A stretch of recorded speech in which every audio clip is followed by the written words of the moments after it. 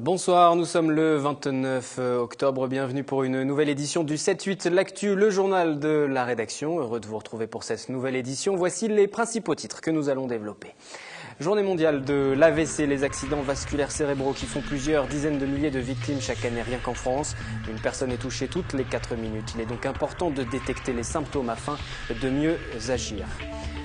Devant la gronde, l'écotaxe qui doit toucher les poids lourds dans les prochains mois a été suspendue aujourd'hui par le Premier ministre. Nous entendrons les réactions d'un exploitant agricole mais aussi des représentants locaux d'Europe Écologie Les Verts qui se battaient pour sa mise en œuvre. Et puis nous parlerons aussi politique avec Catherine Perraudot, conseillère municipale à Voisins-le-Bretonneux. Dans l'opposition, elle s'est engagée en politique il y a plus de 30 ans. C'est de son parcours dont il sera question. L'image du jour, ce sont ces tableaux que vous allez découvrir, des tableaux réalisés par un artiste congolais, Léopold Nenglop Adjevi. Ils sont exposés durant une journée à l'hôpital André Mignot au Chesnay, une exposition particulière. Elle intervient ce 29 octobre, journée mondiale de l'AVC, l'accident vasculaire cérébral. Un AVC, c'est d'ailleurs ce dont il a été victime. Il a gardé d'importantes séquelles. Léopold ne peut pas s'exprimer correctement. C'est donc le médecin qui s'occupe de lui depuis 11 ans qui nous raconte son histoire. C'est au micro de Yolène Torres. Léopold, c'est un patient que je suis depuis une dizaine d'années. C'est un monsieur d'origine togolaise qui était peintre et qui a présenté, il y a un peu plus de 10 ans, un hématome intracérébral lié à une hypertension artérielle très sévère, mal contrôlée. Cet hématome a été pris en charge dans l'hôpital de Lomé avec les moyens du bord. Et il en a gardé des séquelles importantes avec une hémiplégie massive et des troubles du langage, ce qu'on appelle une aphasie. Léopold était peintre et ce qui est extraordinaire, c'est qu'il est toujours peintre. Il a changé, il était droitier, maintenant il peint avec la main gauche et la qualité artistique est toujours la même et ses œuvres sont toujours aussi émouvantes et belles. Ce mardi 29 octobre, c'est donc la journée mondiale des accidents vasculaires cérébraux. En France, les AVC sont responsables de 2 fois plus de morts que les accidents de la circulation. C'est la 3e cause de mortalité en France. Une journée d'information et de prévention était proposée au centre hospitalier Mignot au Chesnay. Catherine Sulato, Jonathan Villeman. Marie a fait un AVC, elle avait 54 ans, c'était pendant la nuit. De son AVC, elle a perdu le langage qu'elle a dû réapprendre. Pour elle, les causes sont connues. La pilule, 3e génération, voilà. Et le tabac, évidemment, parce que je fumais beaucoup, je travaillais beaucoup aussi. J'ai 3 enfants, un mari, voilà. Mais donc, le stress, voilà. Mais c'est surtout la pilule, hein. Quand on a fait un AVC, il faut travailler. Tous les jours. J'ai fait, pendant des années, tous les jours, j'étais à Paris j'avais une orthophoniste qui est formidable, qui est toujours là. Et j'ai encore des séances d'orthophonie 1 fois par semaine. En France, les accidents vasculaires cérébraux sont la 3e cause de mortalité. Dans 80% des cas, c'est une artère qui se bouche. Dans les 20 autres %, c'est dû à une hémorragie. Des raisons, expliquent les AVC. La première de toutes, l'hypertension, puis viennent le cholestérol, le tabac et l'alcool. Un AVC ne touche pas que les seniors, 15% des moins de 50 ans peuvent être concernés. Les symptômes sont mal connus. Alors c'est très important que les gens soient conscients qu'un AVC, ça survient brutalement. Et les symptômes les plus importants sont la déviation de la bouche, la difficulté pour parler ou la faiblesse d'un hémicorps. Un hémicorps, soit la jambe, soit le bras. On peut aussi avoir, c'est moins fréquent, mais ça peut aussi arriver, la baisse brutale de la vue d'un œil. Ces symptômes sont des symptômes extrêmement importants à repérer et ensuite il est très important que la personne appelle le 15. Et en appelant le 15, elle sera immédiatement acheminée vers une unité neurovasculaire, comme ici à Versailles. Ces symptômes, c'est important de les dépister tôt parce qu'on a actuellement un traitement par voie intraveineuse qu'on peut administrer dans les 4h30. Dans un tiers des cas, le traitement permet de rétablir la circulation de façon normale. Il est donc très important d'intervenir le plus tôt possible. 10 à 15% des patients décèdent dans la phase aiguë et les 3/4 vont garder des séquelles soit motrices, soit intellectuelles. Le samedi 14 décembre, un concert aura lieu à 15 h à Versailles. Les fonds collectés seront reversés au profit de la recherche. Une antenne yvelinoise de France AVC vient d'ouvrir. Et dans le cadre de cette journée, le message est clair, il faut apprendre à détecter les signes annonciateurs d'un AVC afin d'intervenir au plus vite. Connaissez-vous les symptômes de l'AVC? C'est notre question du jour et voici vos réponses. On a du mal à parler, on a des picotements dans les mains. Non, pas vraiment. Non, je suis désolée. C'est vrai qu'un mot de tête peut-être, je sais pas. Non, je sais pas. Alors des petits picotements. Quand on sourit de travers, quand il y a un œil qui marche, quand on n'est pas l'autre, quand on bafouille, quand on a des problèmes aux mains, quand il y a une asymétrie dans la motricité en fait. Des petites douleurs évidemment au cœur, je pense. On a du mal à parler, je crois qu'on a des maux de tête. Des symptômes de rictus facial, etc. Avoir des picotements dans la main, ou bien demander à quelqu'un de sourire, avoir l'impression qu'il s'en va de côté. Qu'est-ce que j'ai retenu d'autre? Je ne sais plus. Ah oui, essayer de faire marcher quelqu'un tout droit et voir s'il a de l'équilibre.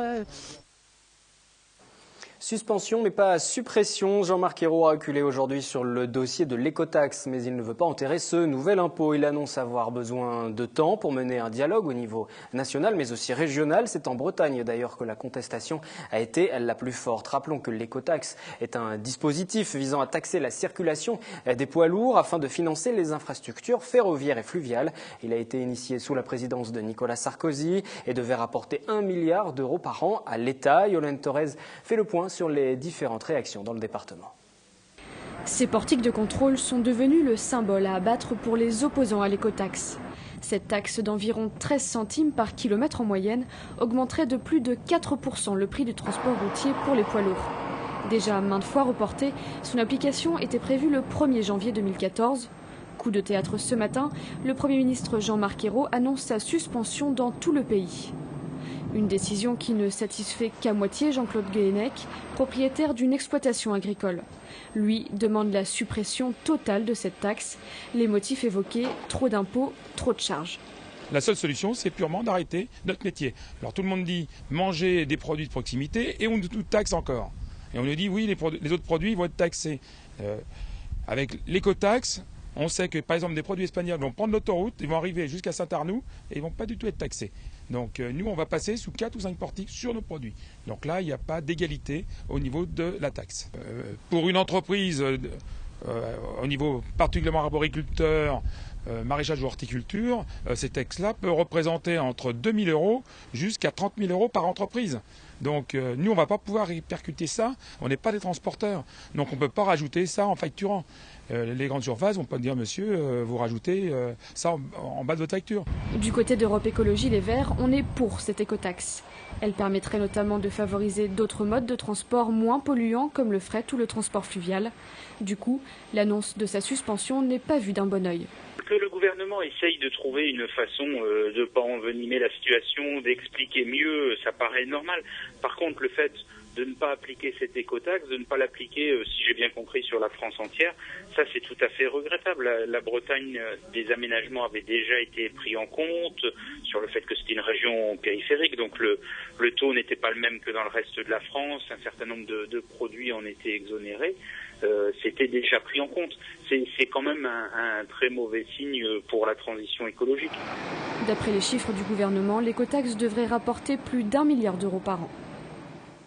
L'invité de ce 29 octobre de ce journal, c'est Catherine Perraudot. Bonsoir. Vous êtes conseillère municipale d'opposition à Voisins-le-Bretonneux, 34 ans de mandat local. Vous venez de recevoir l'ordre national du mérite pour l'ensemble de cette carrière qui continue. Vous êtes toujours conseillère municipale. Toujours, et oui. On va en parler. Vous serez d'ailleurs candidate sur la liste d'Alexandra Rossetti. Sans doute. Je n'en sais rien. Peut-être, je ne sais pas. C'est elle qui décidera. Alors, on verra ça au cours de l'entretien.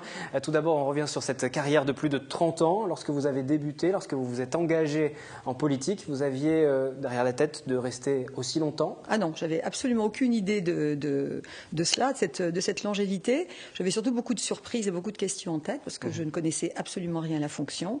Donc mon premier souci, c'était d'apprendre. Et puis après, les choses se sont enchaînées, les années ont passé. 1979, oui. Première élection municipale dite complémentaire. Après le décès du maire, il fallait revoter. Exactement. Vous dites, on est venu vous chercher. Vous étiez parent d'élèves? J'étais membre d'une association de parents d'élèves au quartier du Plan de l'Église à Voisins qui était en pleine construction, une école qui démarrait. Et puis au moment du décès du maire, on est venu me demander si je voulais bien devenir conseiller municipal. Vous n'avez pas hésité? Ah si, j'ai hésité, parce que je ne connaissais absolument rien à la fonction. Et mon premier réflexe a été de me dire, je ne saurais jamais. Et puis, un petit peu de curiosité, un petit peu de courage aussi, et puis une volonté d'un engagement citoyen. Je me suis dit, après tout, pourquoi pas? Pourquoi pas moi? La ville comptait environ 3000 habitants. Aujourd'hui, c'est environ 12 000. 11 000 et quelques. Oui. Tout a été à faire au cours de vos différents mandats. Oui, et c'est ça qui était passionnant. Vous avez vu la ville évoluer? La ville se construire. Parce que quand on est arrivé, il y avait Champfleury et le centre-village, enfin l'ancien village. Et donc, tous les quartiers nouveaux se sont mis en place avec les logements et puis aussi avec les équipements. Et comme je m'occupais des affaires scolaires, c'était surtout à ce moment-là mettre en route les écoles, les centres de loisirs associés et tous les services municipaux qui vont avec. Donc c'était beaucoup de travail, c'était beaucoup d'engagement, avec en plus des moyens qui étaient assez artisanaux à l'époque.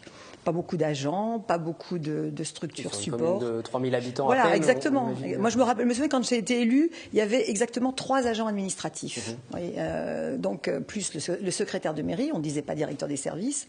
Donc, oui, c'était extrêmement restreint. Et il est vrai qu'à ce moment-là, les élus mettaient vraiment la main à la pâte, les mains dans le cambouis. Je me souviens d'avoir, par exemple, été compter les maisons un soir de commission scolaire, compter les maisons en chantier pour en déduire le nombre d'élèves qu'on était susceptible de recevoir, et donc des postes à demander. Voilà, c'était des choses, c'était très artisanal. Plus artisanal, voilà, effectivement. Ouais. Voilà. On va dérouler un petit peu le fil de votre carrière. 1979, donc vous entrez dans cette majorité de droite. Vous êtes au RPR à l'époque déjà? Non, j'étais pas au RPR, mais c'était pas du tout influencée par les partis. L'ancien maire, je serais incapable de vous dire le parti politique de l'ancien maire, enfin de Maurice Laure qui était décédé en 79. René Vandamme, élu maire en 79, et n'était pas de gauche, ça c'est clair, mais n'avait pas d'étiquette. Il s'est toujours refusé à avoir quelques cartes de partis politiques que ce soit. C'est très différent par rapport à aujourd'hui. Oui, à l'époque, au niveau des municipales, les partis politiques s'intéressaient peu aux. Alors les partis politiques s'intéressaient pas beaucoup à nous. Nous, on s'intéressait pas beaucoup aux partis politiques. Donc chacun faisait son travail dans son coin, et c'était bien. C'était vraiment le souci du local, du terrain, du bien-être des habitants qui arrivaient. Alors tous, c'était aussi assez intéressant parce que les habitants qui arrivaient avaient tous leur passé. Moi, où j'étais, alors c'était soit la province, soit la couronne parisienne. Donc ils arrivaient avec leurs expériences, ce qu'ils avaient connu, et ils attendaient qu'on leur procure la même chose et au plus vite. Vous avez adhéré par la suite au RPR? Après, oui, j'ai été membre du RPR. l'UMP, après, vous avez quitté l'UMP. Pourquoi ne pas être resté au sein de ces différentes formations politiques? Eh bien, parce que l'UMP, pour lequel je vote toujours et pour lequel j'ai toujours beaucoup de sympathie, a des attitudes au moment des élections municipales que je qualifierais de déroutantes. Voilà, pour ne pas en dire plus. Alors, c'est pour ça que je trouve que ce n'est pas la priorité. Je suis UMP de cœur. Vous estimez que le scrutin local doit se différencier, se démarquer des différentes formations politiques? Absolument. Je trouve que les batailles de partis politiques à l'échelle des municipales ne présentent pas un grand intérêt. Alors, je ne parle pas de grandes communes comme Paris ou Lyon ou Marseille, évidemment, mais une commune de 11 000 habitants comme voisin... peu importe la couleur politique. Oui, du moment qu'on a des gens de bonne volonté. Alors, bien entendu, je n'irai pas sur une liste notoirement de gauche, mais à partir du moment où on a une liste de droite, de centre, avec des gens de bonne volonté qui ont des idées et qui veulent faire avancer les choses, moi je suis ouverte à toutes ces opinions. J'en reviens au fil de votre carrière. Oui. 79, vous débutez donc en politique, 83 municipales, vous restez donc aux affaires avec une nouvelle victoire, adjointe aux affaires scolaires, ensuite entre 89 et 95, première adjointe. Oui, exactement. 95, en revanche, c'est la défaite. Oui. Alexis Biette qui l'emporte, c'était son premier mandat, il est toujours le maire en place. Comment vous avez vécu ce moment où il a fallu siéger dans l'opposition? C'est bien différent, hein? Alors, je crois, après coup, avec le recul, on apprend beaucoup de la défaite, et passer 6 ans dans l'opposition, c'est à la fois frustrant parce que, surtout quand on a été en charge comme première adjointe de beaucoup de dossiers et qu'on a vraiment eu le sentiment de faire avancer les choses, c'est un peu frustrant, même très frustrant. En revanche, on apprend beaucoup de choses dans les comportements, dans les manières de traiter les personnes. Et je trouve que c'est un excellent apprentissage de la démocratie, ou un perfectionnement dans l'exercice de la démocratie. Et pour autant, en 2001, vous vous dites j'arrête? Oui, parce que... Nouvelles élections municipales et vous ne souhaitez pas vous représenter? Oui, parce qu'on n'avait pas le sentiment, avec mes amis de l'époque, de pouvoir apporter quelque chose de vraiment différent. On avait fait notre temps, donc on avait décidé de ne pas monter de liste, de ne soutenir aucune liste. Donc on ne soutenait pas la liste ni du maire sortant, ni de la liste qui s'était représenté. Voilà, absolument. Mais ça a été une retraite de courte durée, puisque l'année suivante, même pas l'année suivante, la même année, entre mars et mai. Deux nouvelles élections sont organisées. On peut peut-être rappeler un petit peu la situation. Je vous laisse le faire, puisque vous l'avez vécu de près. Écoutez, moi je l'ai vécu de loin, parce que comme on avait décidé de ne pas se représenter, on était vraiment très en retrait. On n'a pas participé à la campagne de 2001. Alexis Biette la liste d'Alexis Biette est élue en 2001 assez logiquement, sauf qu'au moment d'élire le maire, il y a un coup de théâtre. Ce n'est pas Alexis Biette qui est élu maire, mais quelqu'un de sa liste. Donc évidemment, c'est la stupeur dans tout. Il y a un putsch au sein de sa propre équipe. Exactement. Alors nous, on n'a pas eu les détails de cette affaire-là, puisqu'on n'était pas dans le sein des saints. Mais c'est évidemment un coup de tonnerre absolument extraordinaire, à la fois à Voisin, mais même à l'échelle nationale, parce que c'est un événement qui n'est pas assez rare, que la tête de liste ne soit pas. Devient maire. Voilà, absolument. Donc, les élections sont invalidées. Oui, finalement. Les élections ont été invalidées parce que 2/3 des conseillers municipaux ont démissionné. C'est-à-dire qu'à la fois la liste socialiste et les conseillers municipaux de la liste socialiste ont aussi décidé de démissionner parce que ce qui s'était passé ne leur convenait pas. Ils trouvaient ça absolument inacceptable. Donc les élections ont été invalidées. Et là, vous rejoignez Alexis Biette. Oui, parce que je le lui ai dit d'ailleurs aussitôt après le putsch entre guillemets. Autant je pouvais ne pas être en désaccord sur certains points de sa politique. Ce qui s'était passé au moment de sa non-élection me paraissait absolument inacceptable. Et donc, on a décidé de faire front avec lui dans cette difficulté. Et donc, nous avons fait liste commune pour les élections de mai 2001. Alors, je ne voudrais pas perdre non plus les téléspectateurs qui nous suivent et qui ne sont peut-être pas familiers tous avec la vie politique sur Voisin-le-Bretonneux, mais pour autant, en 2008, un nouveau scrutin, c'est le jeu démocratique. Et vous ne soutenez pas cette fois-ci Alexis Biette? Mais non, parce que... Vous rejoignez ce qu'on appelle des dissidents, dont Joël Lenant. Écoutez, des dissidents qui étaient largement majoritaires, puisque la plupart des maires adjoints de l'époque ont décidé de faire liste commune avec Joël Lenant. Vous n'étiez pas la seule à quitter l'équipe d'Alexis Biette. Ah non, on était dans les adjoints, on était largement majoritaires. Il y a un seul adjoint qui est resté proche d'Alexis Biette. Donc alors on a monté liste. Pourquoi décider de le rejoindre à un moment? Pourquoi décider de le quitter à un autre? Eh bien, parce que l'expérience du mandat de 2001 à 2008 a été aussi porteur de leçons. Il s'est passé des choses sur lesquelles je ne reviens pas parce qu'elles ont été, ça a été des bonnes choses pour Voisin, mais il y a un certain nombre d'éléments qui nous ont paru absolument à combattre, et donc c'est pour ça qu'on a décidé de faire cette liste avec Joël Lenant, d'autant que le maire avait annoncé qu'il ne se représentait pas. Et c'est pour ça d'ailleurs que ça avait... Finalement, il s'est représenté. Finalement, il a changé la vie. Bon, Est-ce que vous auriez aimé faire une carrière politique dans une ville peut-être plus calme? Ou est-ce que ça fait partie du jeu politique? C'est-à-dire que, vous savez... On n'a pas d'idée à l'avance de ce que vont être les... Et vous avez le sentiment d'avoir réussi à faire avancer des dossiers, d'avoir pu travailler malgré ce climat parfois un peu compliqué? C'est-à-dire que pendant les 2 mandats où j'étais premier adjoint, en particulier le dernier, il y a un certain nombre de dossiers cruciaux qui ont été menés. Quand je suis en 2001, c'était le moment de la mise en place des 35 heures pour le personnel. Donc c'était un gros travail. Il a fallu le mettre en place en concertation avec les différents partenaires. Il y a eu le label Caliville, c'est-à-dire le label de certification qualité pour les services d'accueil de la mairie, et d'autres dossiers. Et puis surtout, peut-être ce mandat entre 2001 et 2008, il a été marqué par davantage d'intercommunalité. Là, on sentait le début d'une intercommunalité beaucoup plus présente. J'étais déléguée à l'intercommunalité, donc j'avais à la fois les relations avec la communauté d'agglomération de Saint-Quentin, le parc naturel de la Haute-Vallée de Chevet, Chevreuse. Donc vraiment des partenaires extérieurs à Voisins, et c'était aussi des dossiers qui étaient très intéressants à mener. Si vous a permis de vous épanouir sur le plan politique. Absolument. Il y a beaucoup de questions que j'aurais souhaité vous poser. Il nous reste finalement assez peu de temps. Si vous pouviez faire des réponses très très courtes, vous serez candidate ou non en 2014 ? Eh bien, écoutez, je ne peux pas vous le dire parce que pour l'instant, nous nous sommes rapprochés d'Alexandra Rossetti qui a annoncé sa candidature. Et l'ancienne adjointe au maire Alexis Biette qui a décidé, l'histoire se répète, de quitter Alexis Biette pour mener écoutez, sa moi propre liste. je note que ça fait 3 fois que le premier adjoint d'Alexis Biette se sépare de lui à la fin du mandat. Bon, peut-être y a-t-il de cela des conclusions à tirer. En tout cas, vous la soutenez et vous me disiez, lorsqu'on a discuté un peu pour préparer cet entretien, que c'était important aussi parce que c'est une femme. Oui, alors moi c'est une aventure qui me plaît beaucoup parce que vous aurez noté comme moi que Saint-Quentin n'a jamais eu de maire femme. Alors sans être une féministe chevronnée, je pense que le féminisme il se vit sur le terrain et j'aimerais assez bien vivre cette aventure d'une femme maire à Voisins. Après 30 ans de carrière en politique. Après 30 ans de carrière. Donc la retraite en politique, vous n'y pensez pas? Oh bah écoutez, elle viendra en son temps. Merci Catherine Perraudot, conseillère municipale d'opposition Voisins-le-Bretonneux, engagée depuis 34 ans en politique dans cette commune. Merci de m'avoir reçu. Si vous suivez la politique, n'oubliez pas ce mardi, je vous retrouverai aussi à 18h30, 19h30 et 23h pour une nouvelle édition de Municipal 2014. Il sera question de candidature à Saint-Cyr-l'École et à Elancourt notamment. Sport, France-Angleterre, une vieille rivalité dans ce domaine qui se retrouve jusque dans les catégories les plus jeunes. Les équipes de moins de 13 ans et de moins de 15 ans d'Elancourt ont affronté celles de Birmingham et à l'arrivée, 2 matchs nuls. Les joueurs ont pris ce match très au sérieux. Vous allez le voir avec Anthony Reich et Patrick Jacques de Dixmude.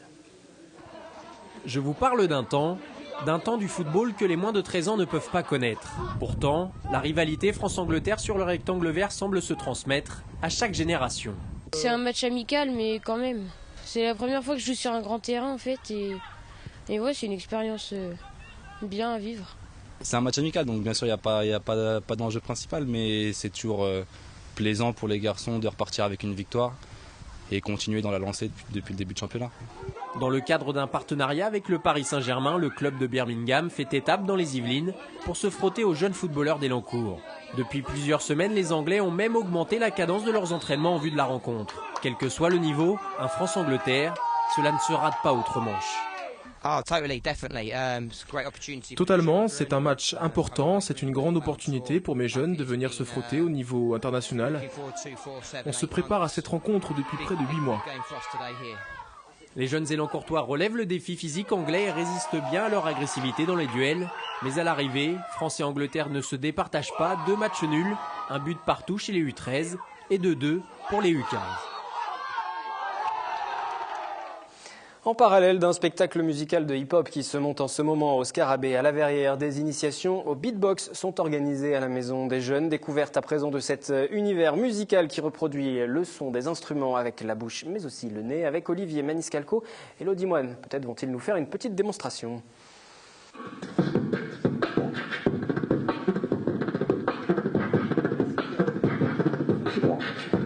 Une petite démonstration pour marquer les esprits. Ça y est, l'initiation au Human Beatbox peut enfin commencer à la Maison des Jeunes de la Verrière.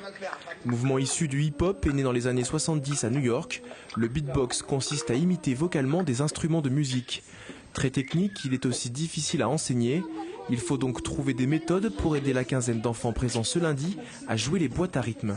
Il faut les prendre en main, pas trop beaucoup de personnes, avec un monde restreint. Et qu'on puisse bien leur apprendre avec des mots, parce que le beatbox ça s'apprend avec des mots, ça s'apprend pas aussi qu'avec des peu. Faut leur expliquer comment on fait, avec une technique, comment apprendre en fait. Porte à capuche, je disais expliquer à la petite, ça fait porte à capuche, t'as qu'à porter ta capuche, et quand ensuite on a bien réussi le truc, ça fait porte à capuche, ah, vas-y. Vas-y, lance-le maintenant. Ah, c'est ça.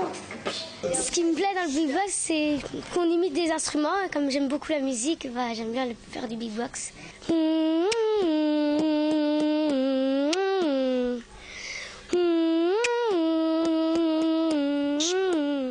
Un spectacle mêlant hip-hop, beatbox, musique et vidéo est actuellement en préparation dans la salle du Scarabée. Le metteur en scène Nadir Youlin, originaire de la Verrière, va permettre de prolonger les initiations à la discipline pour les jeunes. Il prêtera les beatboxers de sa production et ce jusqu'au 24 janvier, date de sa première représentation. Halloween approche, nous faisons le point ce soir sur le marché des déguisements avec Claire Cambier. Allez, ça fait peur. Des crânes, des masques de monstres, des chapeaux de sorcières. Les clients de ce magasin de Maurepas font le plein pour les fêtes d'Halloween. Surtout de la déco, voilà, la toile d'araignée. Cette maman organise une soirée pour sa fille et ses amis. Mais les produits sont aussi destinés aux plus grands. Ces 2 jeunes filles, par exemple, comptent bien faire la fête aussi. Nous, on sort, on fait entre amis et on va dans un pub. Tous dans un pub et ouais, le pub aussi est décoré, donc voilà, c'est soirée plus à thème. Mais cette célébration importée des États-Unis a-t-elle réellement du succès et est-elle source de rentrée financière pour les commerçants? Les premières années, Halloween, il y avait une forte montée en puissance, en charge, je sais pas, il y a à peu près 7-8 ans. Et puis c'était retombé vraiment de façon très rapide. Et puis depuis 4-5 ans, Halloween, c'est une fête au-delà du côté culturel américain. Je pense que les Français se sont appropriés cette fête comme un moment de défoulement, quoi. Et donc, ouais, j'ai bon espoir que ça continue. Cette enseigne réalise 5 à 10% de son chiffre d'affaires pendant ces fêtes. 3 personnes sont d'ailleurs venues en renfort dans ce magasin. Halloween tombant la veille d'un week-end de 3 jours, le bilan devrait être bon. Une période non négligeable, même si les clients venus aujourd'hui comptaient aussi sur la débrouille. Là, on achète parce qu'on a besoin. Sinon, on essaye avec le maquillage à la maison, avec les vêtements qu'on a déjà, on essaie de voir un petit peu. Si il nous manque des accessoires, oui, on vient les acheter. Sinon, dès qu'on a, on fait avec les moyens du bord. Dès la semaine prochaine, les articles d'Halloween seront remplacés par ceux de Noël et Nouvel An. Les ventes prendront alors une toute autre ampleur. Fin de ce journal, je vous retrouve demain, mercredi. Excellente soirée sur Téléfil.